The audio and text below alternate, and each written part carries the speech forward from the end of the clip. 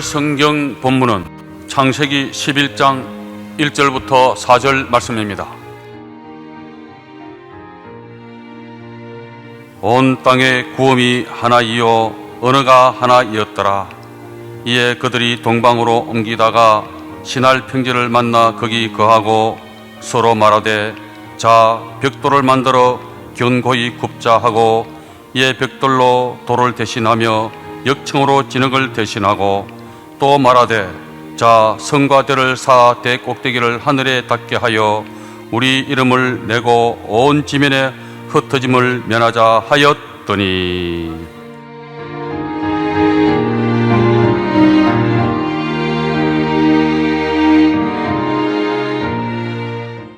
하나님 본의와 사람 본의, 이러한 제목으로 말씀해 드리겠습니다. 천사와 사람은 영적 존재로 지음 받았습니다. 그러므로 하나님을 의식합니다.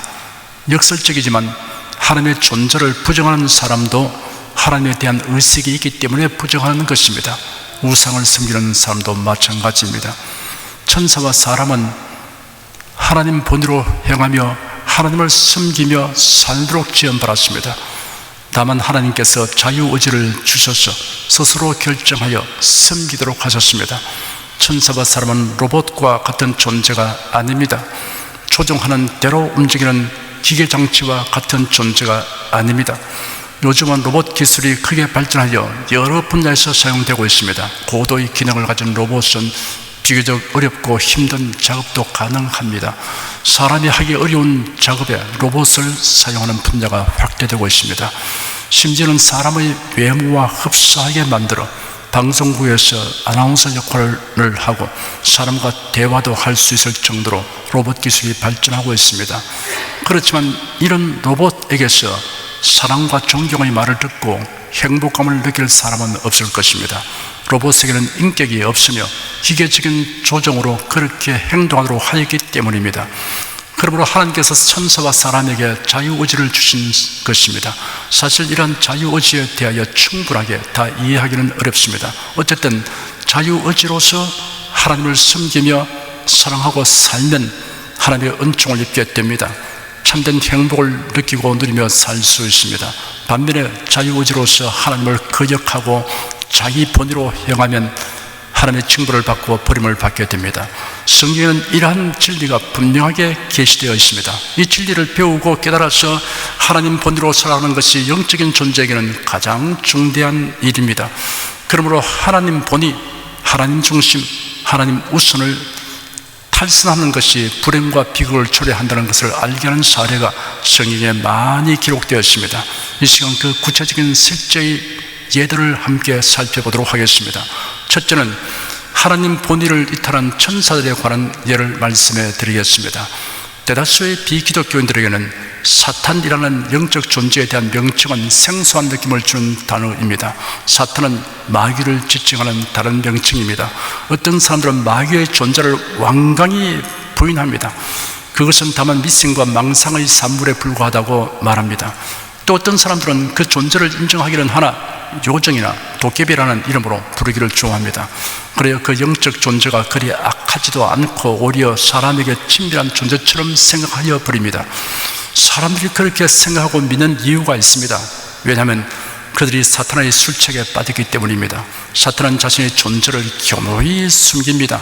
그렇지 않는 경우엔 자신의 존재를 가장하여 현혹합니다. 고린도전서 11장 14절에는 사탄도 자기를 광명의 천사로 가정하나니 하였습니다. 사탄이 목적하는 바는 사람들로 하여금 눈에 보이는 세계에만 집착하고 보이지 않는 영적 배후 세계에 대하여는 아무 대책도 세우지 못하게 하는 것입니다. 성경은 이 사악한 영적 존재들이 실제하고 있음을 명확하게 알려주고 있습니다. 에베소 6장에 기록되기를 정말로 너희가 주 안에서와 그 힘의 능력으로 강건하여지고 마귀의 괴계를 능히 대적하기 위하여 하나님의 전신갑주를 입어라. 우리의 시험은 혈과 육에 대한 것이 아니요 정사와 권세와 이 어둠의 세상 주관자들과 하늘에 있는 악의 영들에게 대함이라 하였습니다. 성경은 마귀와 그 사자들의 출처와 종말에 대하여 계시하였습니다. 이사야서 14장에 기록되기를 그 아침의 아들 계명성이여 어찌 그리 하늘에서 떨어졌으며 너 열국을 엎은 자여 어찌 그리 땅에 지켰는고? 네가 네 마음에 이르기를 내가 하늘에 올라 하나님의 모별 위에 나의 보좌를 높이리라. 내가 북극 지폐의 산 위에 좌정하리라.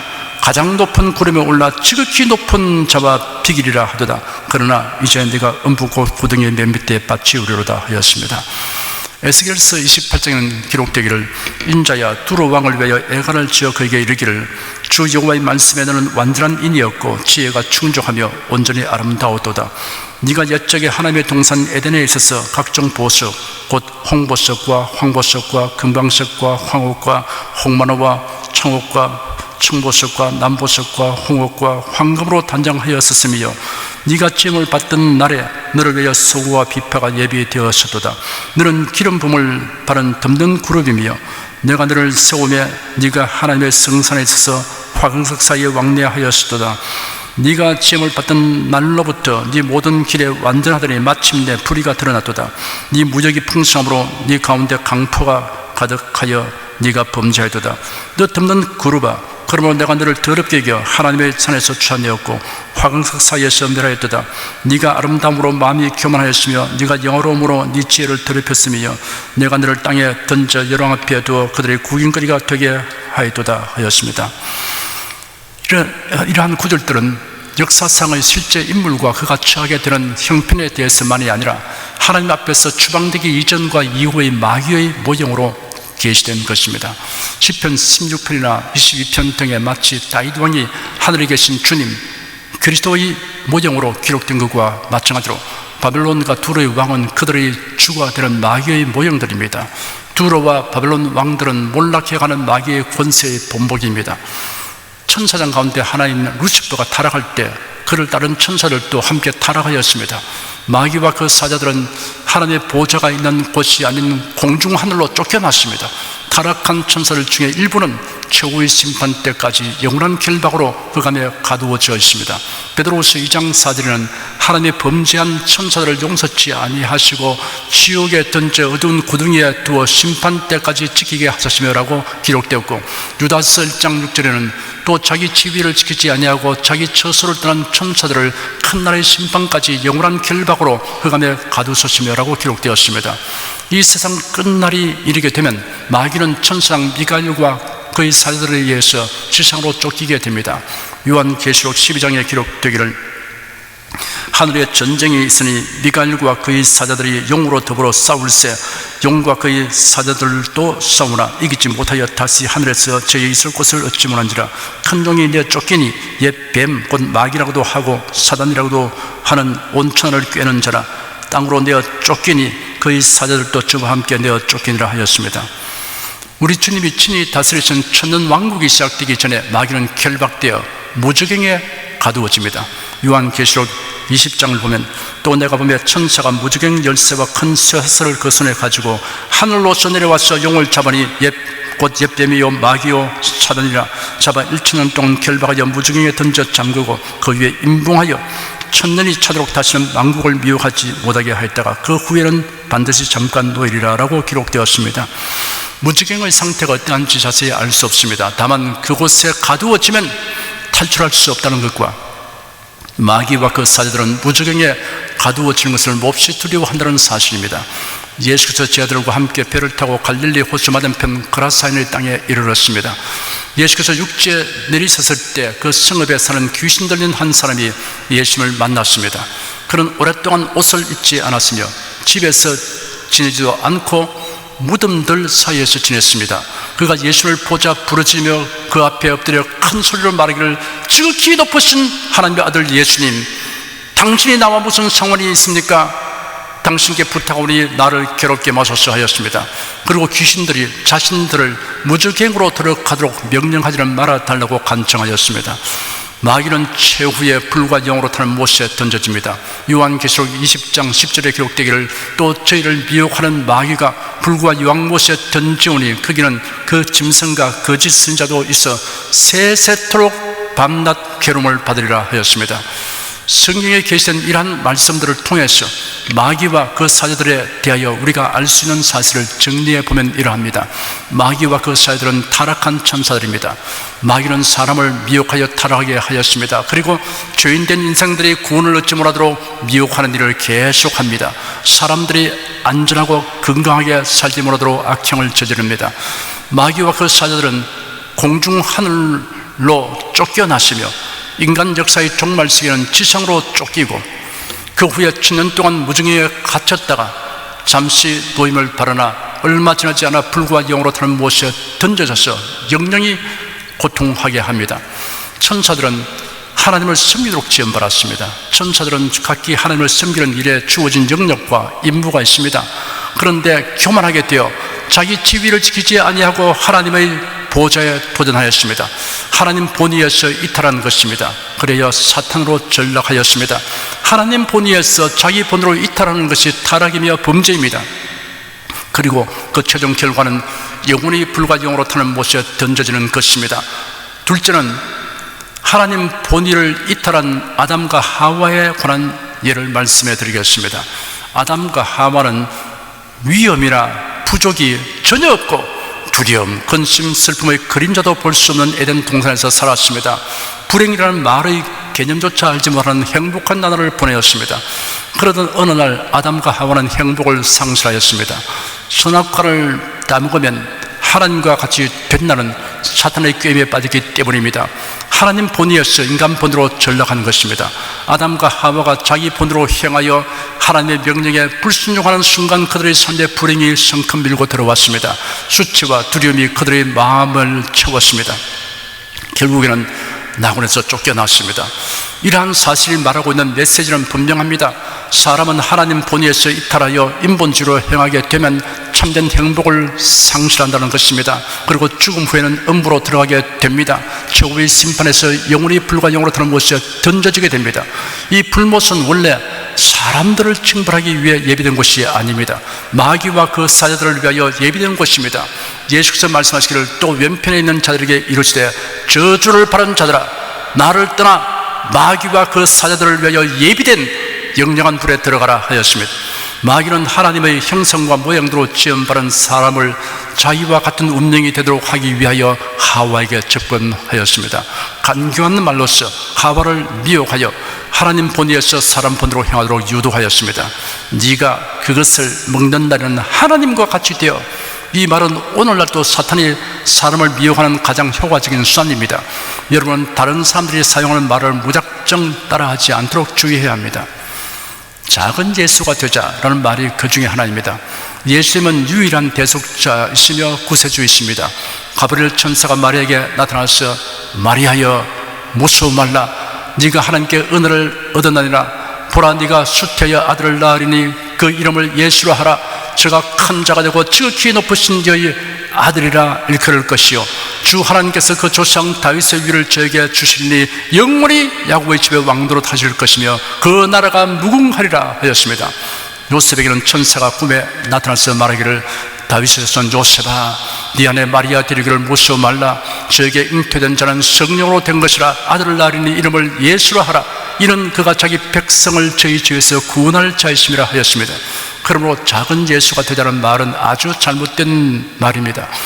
예수님이 지신 십자가를 나도 지겠습니다 라는 말도 잘못된 말입니다. 예수님이 지신 십자가는 죄인들을 구원하시기 위한 대속의 십자가입니다. 어느 누구도 그런 십자가를 질 수 없습니다. 예수는 무리와 제자들을 불러 말씀하시기를 아무든지 나를 따라오려거든 자기를 부인하고 자기 십자가를 지고 나를 쫓을 것이라 하였습니다.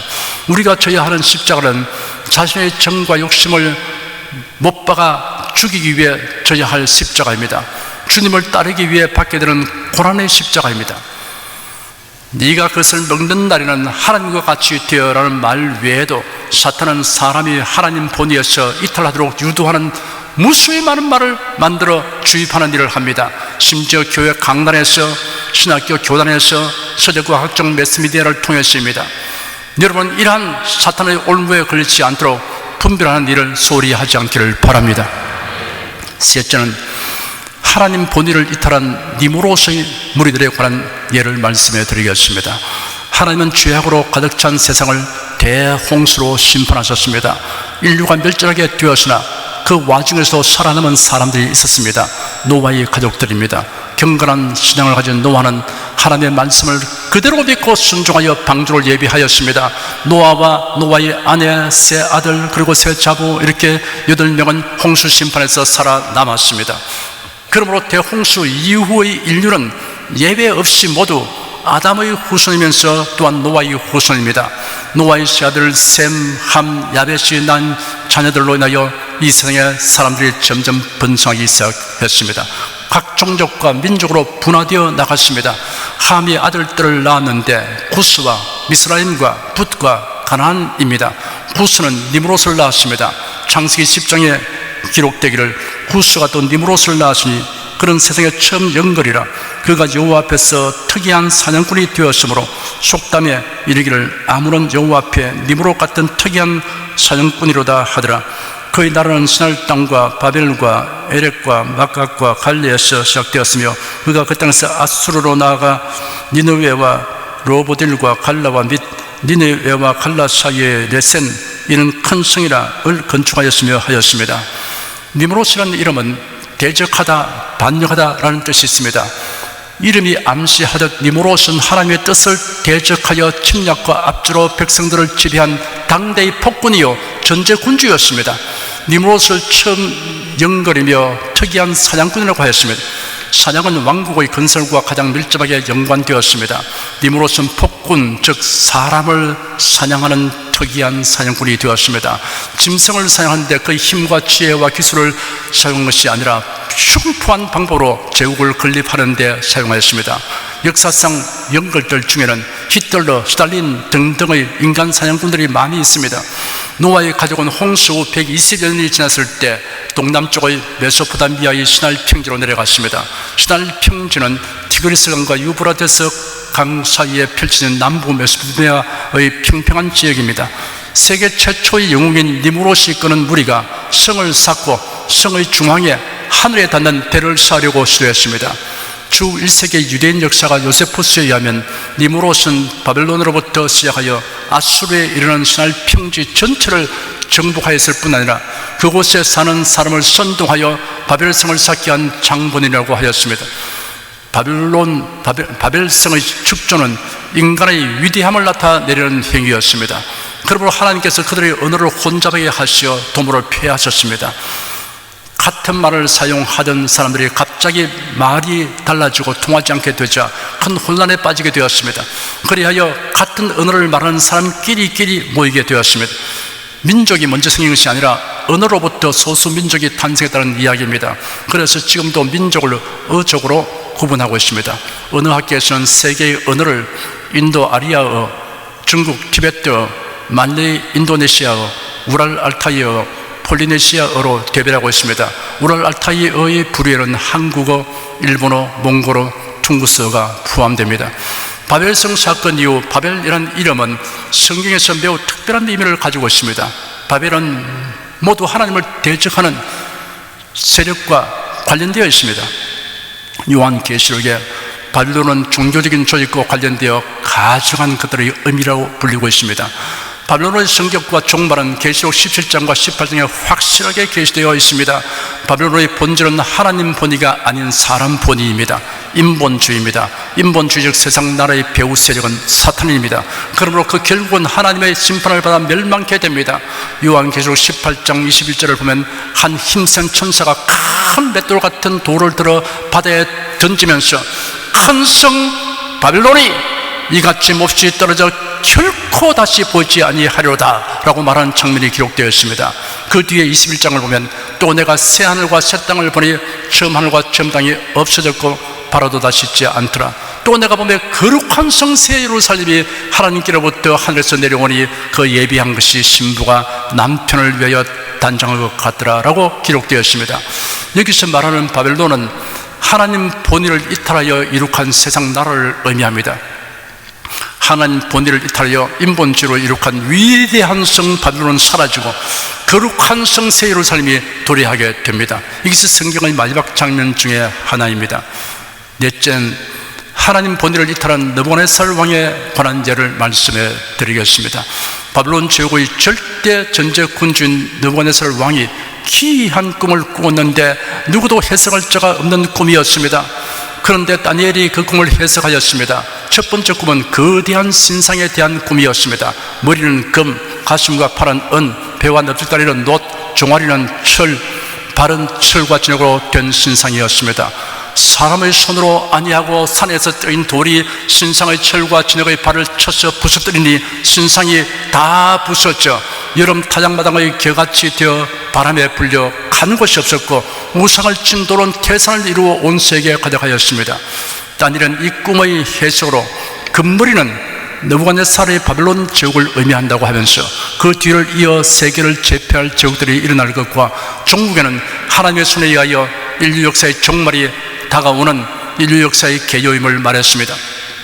두 번째 꿈은 땅의 중심에 심히 크고 무성한 나무가 있어 그 나무에서 나는 것으로 만민의 식물이 될 만하고 짐승과 새가 깃들일 정도였습니다. 그런데 하늘에서 내려온 거룩한 자가 소리질러 외치기를 나무 뿌리의 그루터기를 남기고 그 나무를 벤 후 들청초 가운데 두게 하였습니다. 이 나무는 특징을 가리키는 것으로 그 사람이 짐승의 마음을 팔아 7대를 지나게 되리라 하였습니다. 다니엘은 왕의 꿈 이야기를 듣자 경악하고 번민하였습니다. 왕이 바로 그 사람이기 때문이었습니다. 왕에게 그토록 큰 심판이 임한다는 데서 경악했습니다. 그리고 왕에게 이 사실을 말해야 하는 데서 번민했습니다. 다니엘은 얼마 동안 번민하다가 왕의 재촉을 받고 꿈을 해석하였습니다. 다니엘이 입을 열었습니다. 왕이여, 이 나무는 곧 왕이십니다 하였습니다. 바벨론은 당시 세계의 중앙에 있었습니다. 모든 이웃 나라를 정벌하였습니다. 느부갓네살 왕의 위엄과 권세는 형력하였습니다. 그의 군대의 강성함과 나라의 번영은 비길 데 없었습니다. 많은 나라와 국민이 그의 통치하에서 보호받고 양식을 얻게 되었습니다. 다니엘은 이어서 말하기를 이 심판이 왕에게 미칠 것입니다 하였습니다.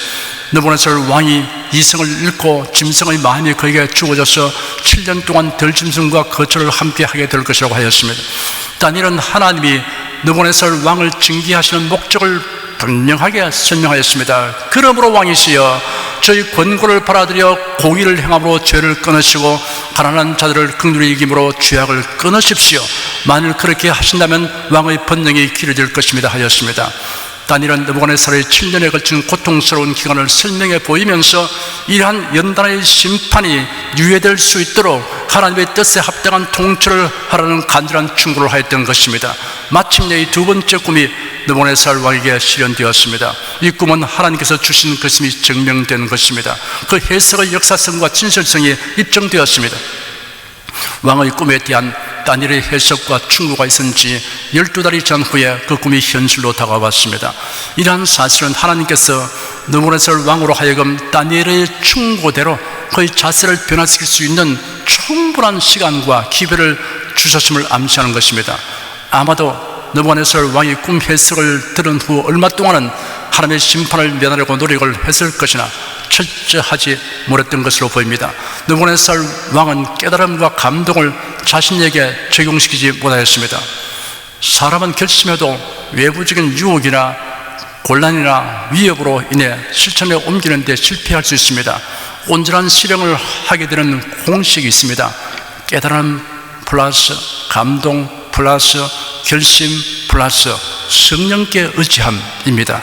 느부갓네살 왕이 바벨론 공 지붕을 건너면서 자기도 재빠졌습니다. 바벨론 성의 규모는 둘레가 약 200리가 되며 676구역으로 구성되었습니다. 느부갓네살 왕은 화려한 왕궁과 웅장한 도성을 바라보며 자만습에 가득 찬 말을 하였습니다. 이 큰 바벨론은 내가 능력과 권세로 건설하여 나의 도성을 삼고 이것으로 내 위엄의 영광을 나타낸 것이 아니냐 하였습니다. 가장 큰 위기와 불행은 안중에 하나님이 보이지 않는 상태에 이르는 것입니다. 하나님 본의를 이탈하면 즉시 교만한 생각에 마음을 채우게 됩니다. 느부갓네살 왕의 교만한 말이 채 끝나기도 전에 하나님의 음성이 들려왔습니다. 느부갓네살 왕아, 네게 선언한다. 왕권이 네게서 떠났으니 너는 사람에게 쫓겨나 들짐승과 함께 지내겠고 소처럼 풀을 먹을 것이다. 7대를 지낸 후에야 너는 지극히 높으신 분께서 인간의 왕국을 다스리시며 그분께서 원하시는 사람에게 왕국을 신하는 것을 알게 될 것이다. 하나님의 선고가 선포되는 동시에 느부갓네살은 자신을 짐승으로 생각하게 되었고 짐승의 생활 방식을 따르게 되었습니다. 소처럼 풀을 먹으며 몸이 하늘 이슬에 젖고 머리털이 독수리 털과 같았고 손톱은 새발톱같이 되었습니다. 창조주신 하나님을 무시하고 교만하게 행하는 자의 삶은 짐승보다 나은 것이 없습니다. 연한대로 7년 기한이 찼습니다. 그 기한이 참에 나 느부갓네살이 하늘을 우러러보았더니 내 총명이 다시 내게로 돌아온지라라고 기록되었습니다. 하늘을 우러러보았다는 말은 회개하고 하나님의 도우심을 앙망했다는 뜻입니다. 또한 이러한 회복의 변화가 오직 하나님의 은혜로 말미암은 것을 의미합니다.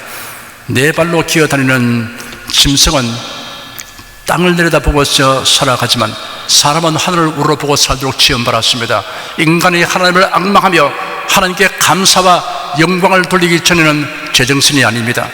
사랑하는 여러분은 자기 본의에 대한 욕구를 단호하게 물리치고 무엇이든 하나님 본의로 생각하고 말하며 행동하시기를 축원합니다. 기도하겠습니다. 하나님, 성경의 전편을 통해서 일관되게 적언되고 있는 것은 사람은 하나님의 피조물이요 하나님을 섬기며 살도록 되어 있고 하나님 본의로 살다는 것을 계시하고 있음을 살펴볼 수 있습니다. 그런데 사탄은 자기가 먼저 하나님 본의가 아니고 자기 본의로 해서 하나님 보좌 위에 나가려고 했다가 전락해서 사탄이 되었기 때문에 하나님의 형상과 본의로 지은 사람들을 시기하여 이들도 자기와 같은 운명을 만들기 위해서 교묘한 말로 깨워서 결국은 인본주의로 전락하게 만들었습니다.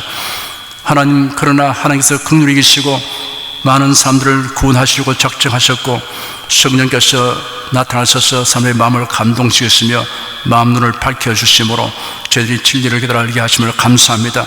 성경 말씀을 기록해서 우리에게 주신 것을 감사합니다. 주 하나님, 우리 온 성도가 이제는 예수 그리스도 안에서 하나님 중심으로 돌아선 것을 감사합니다. 회개를 했습니다. 방향전환을 했습니다. 내 중심에서 하나님 중심으로, 사람 본의에서 하나님 본의로 돌아서게 된 것을 감사합니다. 우리 하루하루 읽으실 때부터 이 기본적인 방침에 따라서 행하게 도와주시옵소서. 우리가 언제나 하나님 본의로 무엇을 생각하고 계획하고 말하고 행동한 일에 훈련이 잘 되어 있게 하여 주시옵소서. 예수 그리스도로 기도드립니다. 아멘.